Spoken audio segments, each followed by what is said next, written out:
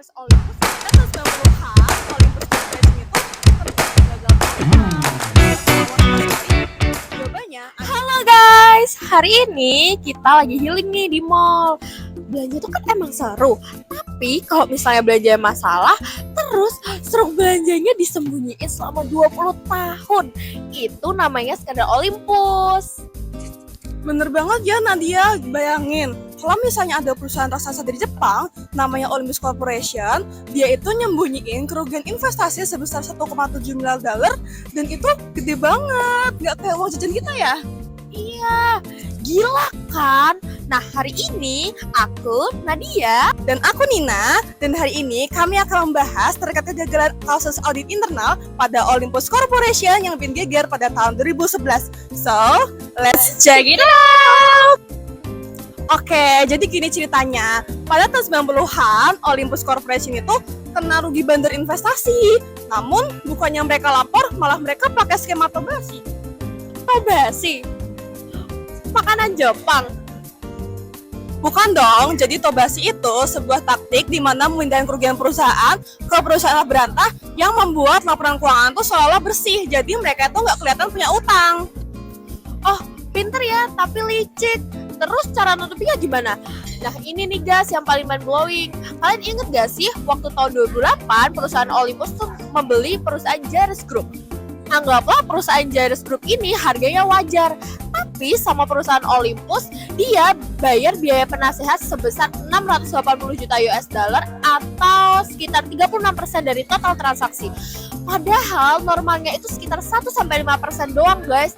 Coba bayangin, kalian beli boba harga 20.000 tapi harus bayar parkirnya 1 juta. Nah, uang parkir atau fee tadi itu yang akan diputar keuangannya untuk menutupi kerugian investasi tersebut. Nah, uangnya akan lari ke Cayman Island dan hilang di jejaknya, nggak tahu kemana. Nah, pertanyaannya, kenapa sih 20 tahun itu nggak ketahuan sama sekali? Jawabannya ada di drama Orang Dalam. Kenalin, Michael Woodford. Dia itu CEO Olympus pada waktu itu. Dan Michael juga orang Inggris pertama yang jadi bos di Olympus. Dan pada waktu kejadian, Michael tuh tanya sama pegawai Olympus, kenapa biaya fee-nya bisa sebanyak ini? Bukannya dapat jawaban, Michael malah dipecat dari posisinya. Sama Presiden Komisaris Olympus yang pada saat itu dijabat oleh Tsuyoshi Kikukawa. Nah, auditor internalnya, Hideo Yamada, dia bukannya ngaudit, malah bersekongkol.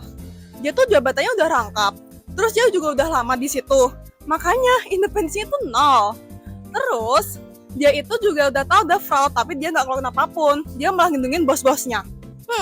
Sebagai anak akuntansi, kita belajar dari kasus ini. Kenapa bisa audit internalnya Olympus tuh bisa gagal total? Jadi yang pertama, tidak adanya skeptisme profesional. Nah, ketika tahu bahwa ada biaya konsultan sebesar 680 juta dolar, itu tidak ada yang curiga, semuanya iya-iya saja. Lalu yang kedua, tidak adanya konfirmasi dari pihak ketiga. Jadi di sini kita jadi tidak bisa mengetahui apakah perusahaan yang ada di Cayman Island itu benar-benar perusahaan atau hanya sebuah perusahaan cangkang atau shell company. Lalu yang ketiga, adanya manajemen of right. Jadi di sini memang sudah ada internal control dari perusahaan, tapi dari bosnya sendiri tidak patuh pada internal control tersebut. Jadi para pimpinannya melanggar seluruh internal control tersebut. Terus akibatnya apa? Akibatnya saham Olympus anjlok hingga 80% dalam waktu 1 bulan. Dan juga kepercayaan investor hancur lebur. Jadi pada kasus ini kita bisa mempelajari bahwa audit internal itu penting, tidak hanya sekedar cek dokumen, tetapi juga tentang integritas. Betul, jangan kayak Olympus, belanjanya masalah tapi harus bayarnya pakai reputasi yang hancur.